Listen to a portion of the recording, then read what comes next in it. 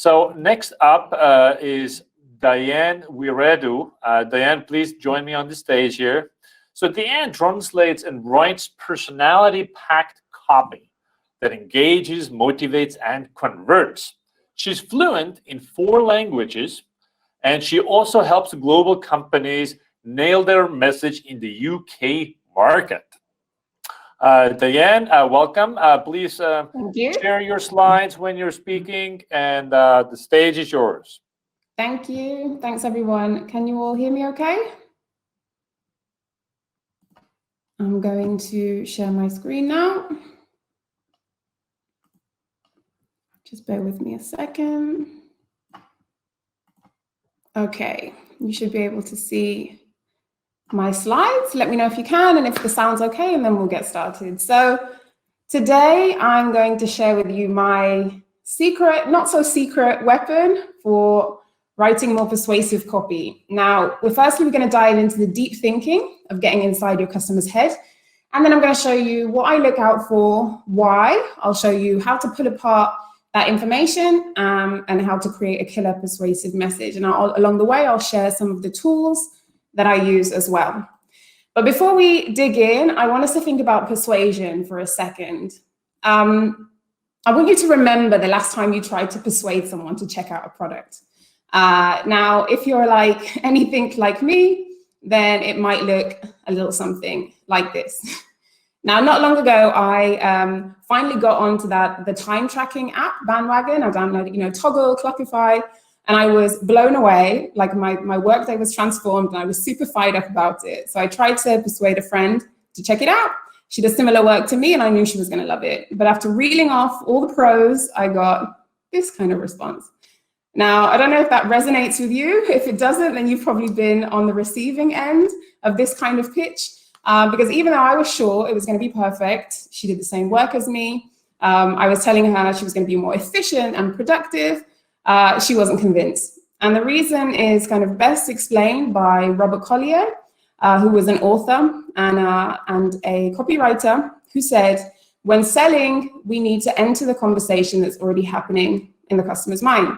So it doesn't matter if we're selling an idea, a product, a service, because in order to be persuasive, you need to meet them where they're at, in the buyer journey and in the experience with what you're offering.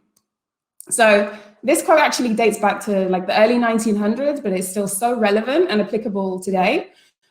Maybe you're offering your customers a solution and they don't even know they've got a problem. Or maybe you're telling them they can work faster, but all they want to do is work smarter. And this is the importance of really knowing your customer, knowing your reader, and understanding how they speak and how they think and how they feel about your offer is the key to creating persuasive messages. I'm glad someone likes the slides, the GIFs, because when we match that conversation in our customer's head, then the more likely we are to find a message that resonates. And that's when our customer or our prospect feels seen. So this is kind of what we're aiming for here. We're aiming for that aha moment. So how the heck do we do this in our copy? Well, through voice of customer research.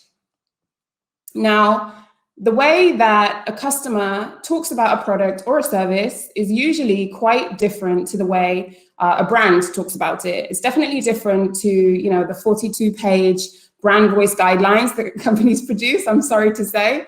So through voice of customer research, we're going to try and discover the customer's needs, their wants, and their emotions so that we can provide the most value in our messaging.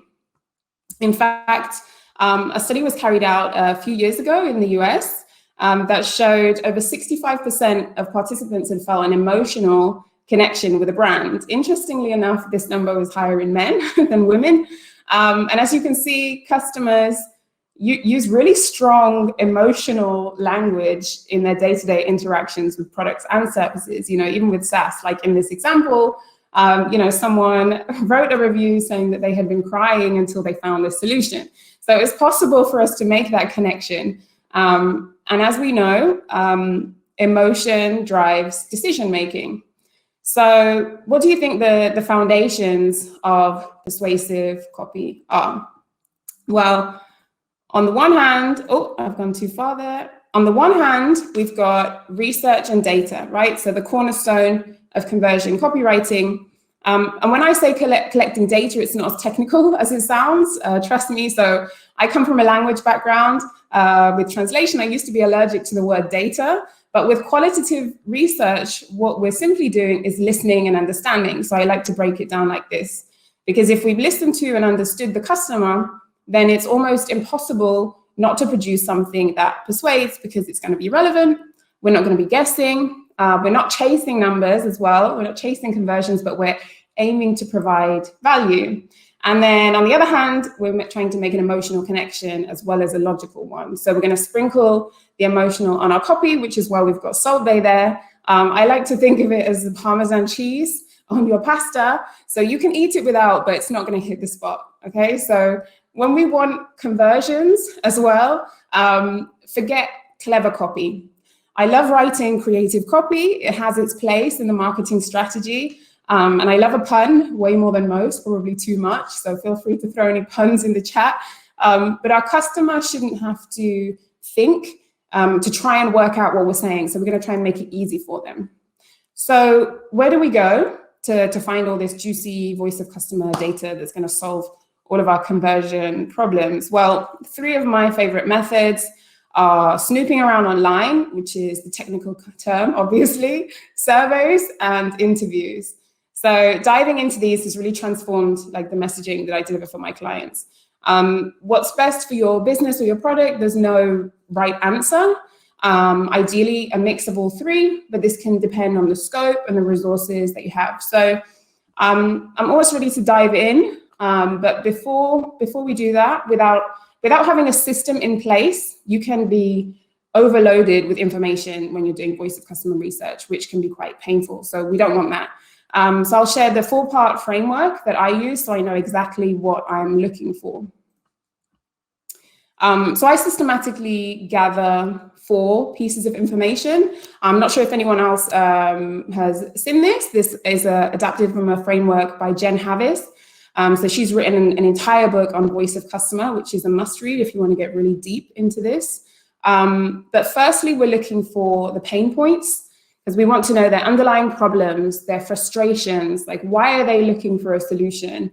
And we're going to use that to frame our product or our service as the end to that pain. And then we're listening out for hesitations, points of resistance, their fears. Why wouldn't they buy into the solution, or what almost kept them from choosing us?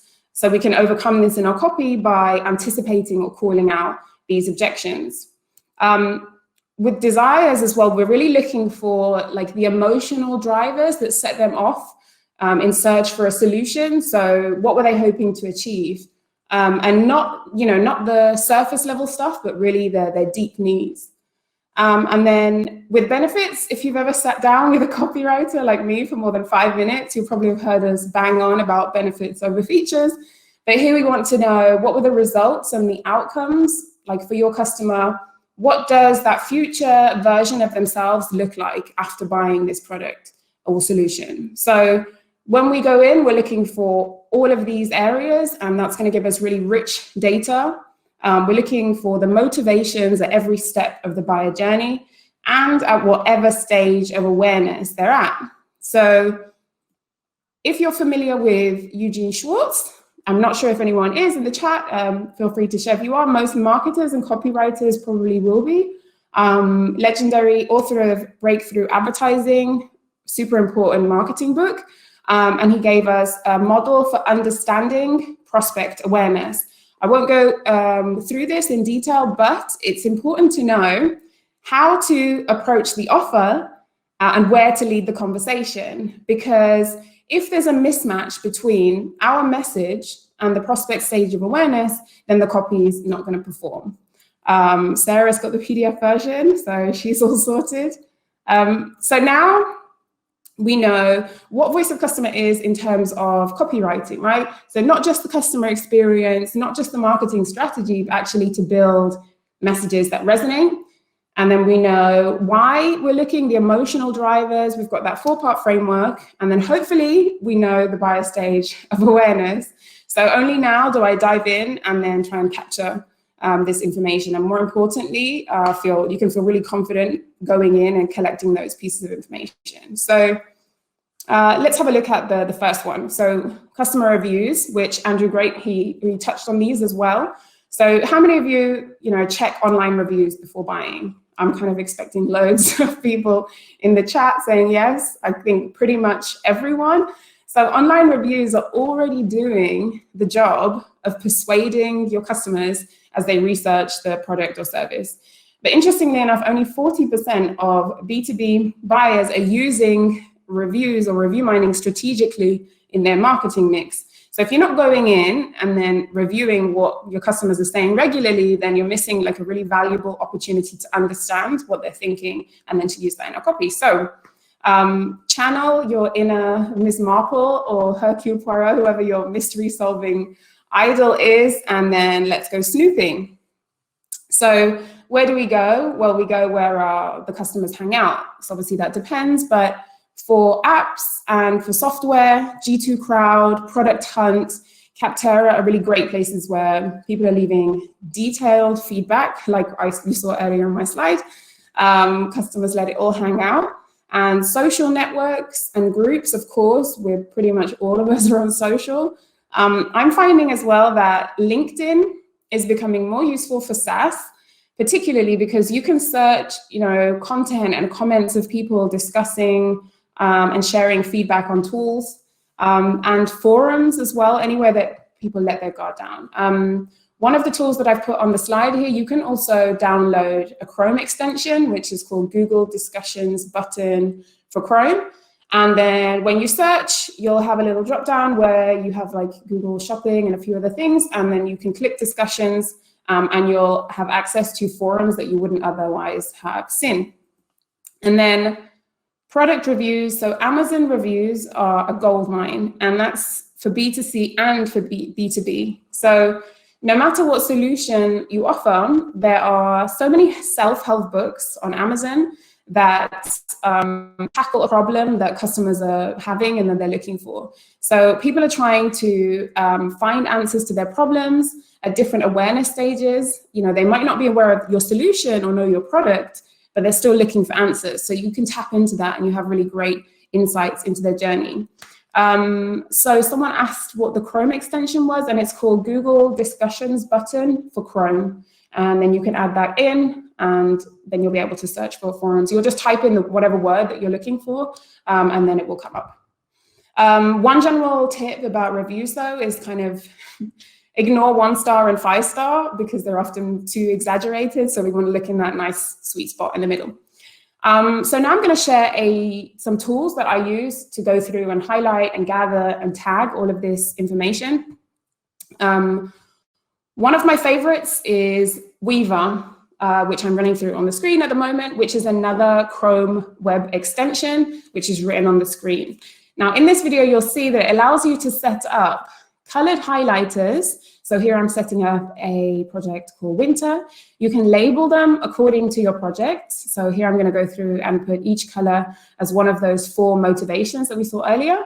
And then after that, you can go in and highlight the text directly on the website. And then everything you highlight will be captured, sorted into those categories, saved to your project. And then at the end, you can download like a color-coded document, which helps save so much time when you're trying to analyze these motivations. So as you can see, I'm kind of going through here, looking for kind of sticky, interesting phrasing or pain points that people are complaining about with this project, and anything that I think could be useful when I'm coming to write that copy on that website. Now, when I'm compiling a lot of online research, I find it easier with a native tool than to constantly leave my browser to copy and paste. So tools that allow you to tag are super helpful. They're a must because it makes the next steps easier. I also use Evernote to tag, and AirStory is also great for that as well. So let's just look at a quick example. So this is a project that I did. It's an e-commerce, it's a B2C example, and then later I'll show you a B2B one as well. I was writing the copy for a self-tanning product for an e-commerce site. So like we just saw, I trawled through loads of reviews on the native site, on Amazon and on forums as well, just to dig into the solutions they tried. And a product review on the brand site really stood out to me, and it was the phrasing, like the dirty look. And I thought, that's interesting language. Let's see if I can validate this elsewhere. Maybe anyone in the chat who uses Sultan can also validate this as well. But it came up again and again on reseller sites, on forums, and on blogs, but then very few brands were using this in their marketing. So we had a strong pain point that this product was resolving, and customers were talking about it in this kind of style of language that we hadn't addressed in the copy. So it's a good idea to then swipe. So I swiped that phrasing from the customer almost verbatim and worked that into the product copy, so that when customers land here, they know, okay, they get it.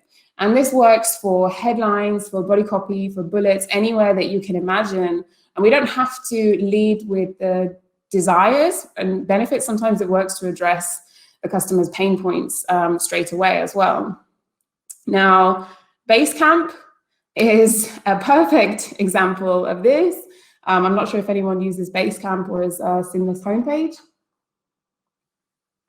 But this is the homepage, and it's so busy. It's got a lot going on here, a lot of copy, but it really works. That wording, people are stressed, work feels scattered, projects are slipping. You can like almost feel the pain, you know? It's tough to manage everything. Like who hasn't said that I can't manage everything? Because I know I have. And this is perfect mimicking of the voice of the customer. So anyone who lands here knows like they get it, you know? So let's have a look at customer surveys as well.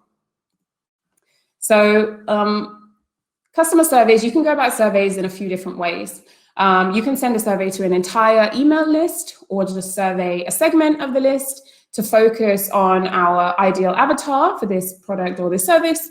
But not only email, we can apply this on any page. So after someone has just opted in, bought, signed up for a trial, it's the perfect moment to capture data as to why they took that decision.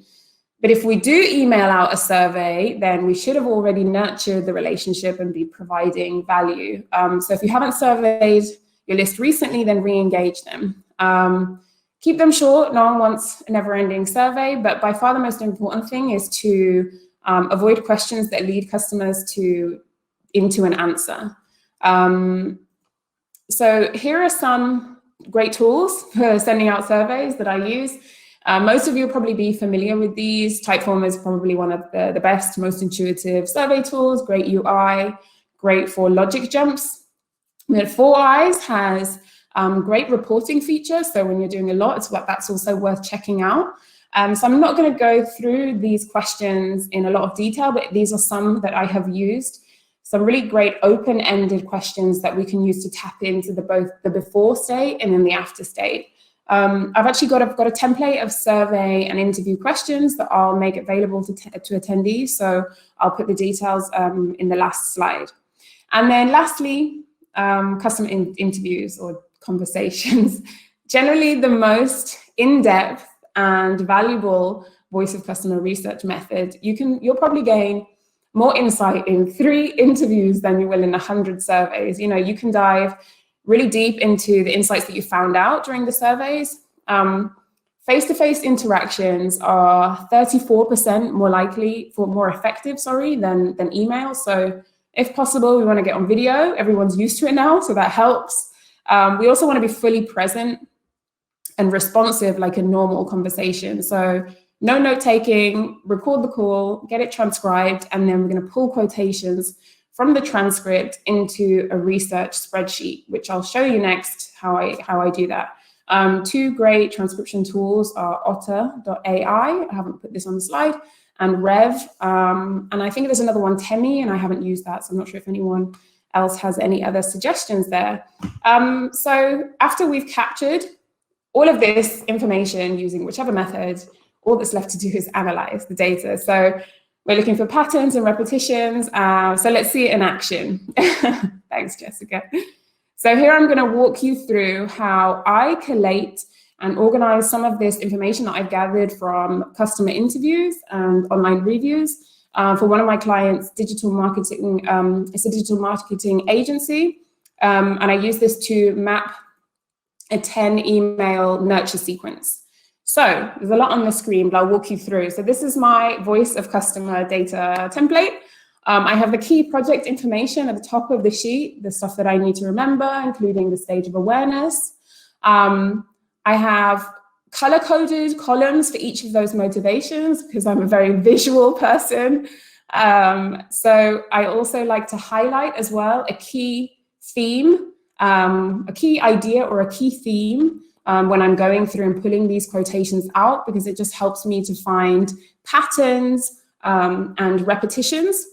And then what I'll do is I'll go through and I'll highlight those interesting thoughts. So here I'm just looking kind of interesting phrasing that maybe I wouldn't have thought of, stuff that I really want to highlight and remember later, sticky quotes that I could swipe and use in the copy. So you can use bold or highlight, but highlighting helps me obviously find filter later. And then if I spot any kind of repeated theme, then I can filter to look deeper into those ideas as well. Like this, I spotted that people were looking for like this step-by-step process. So I know how to weave some of that into the sequence. So let's have a quick look and see how I did that. So I've pulled a few examples from some of the different emails in this sequence, right? So I was writing a 10 email sales nurture sequence for a digital marketing agency who was targeting actually aesthetic clinics. Yes, I will share at the end. You'll find the details in the last slide. So in this first example, one idea that kept coming up again and again in the interviews and in online reviews was this idea of overwhelm.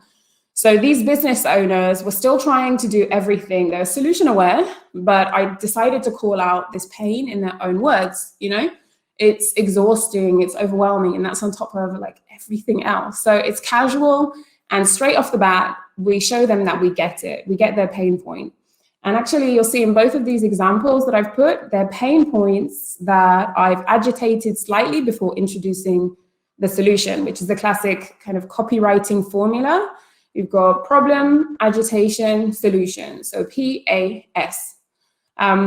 In the second example, you can almost hear the frustration from the interview as well. You know, I think we're all tired of trying to figure out the algorithm as well. So when I see something that will resonate wider, then I'll mirror that language as well in the copy almost verbatim here. I just got one more set of examples. So here, I've gone through and you can see that I've pulled some of the wording, but maybe tweaked them slightly or applied a couple of copywriting principles, techniques. And the great thing with email marketing as well is that in this example, it's not just the body that we can work in the voice of customer, but depending on our goals or the type of sequence, we can work it into subject lines too. So here we're kind of midway through the email cycle. And I use a quotation from one of those interviews where the businesses were struggling with pipeline, like in many industries. And so here, this person in the interview said, I'm booked a month in advance, which had never happened before. So this is kind of one of those bigger picture outcomes that I found repeatedly throughout the research. People don't just want solutions for the immediate, tangible benefits. They also want solutions for like the bigger goal. So, you know, and by applying this voice of customer research to the copy to this client throughout their funnel, my client actually saw a 70% increase in qualified leads signing up for a strategy call. So try it and don't forget to test it. I haven't got time to go through the testing, but test again. And finally, when it comes to using voice of customer to write persuasive messages, take a leaf out of Joanna Weaver's book. So she's taught me a lot over the past few years, and she puts it best when she says, don't write, just steal. So thank you very much. I think we're at time. If you'd like to connect, then please do. I'm much more active on LinkedIn, but I'm trying to get on Twitter a little bit more. And then don't forget, if you would like to get your own list of survey and interview questions, as well as that voice of customer template, then you can head to that link and I will, you opt in and I'll send you a copy. Thank you so much. Thank you.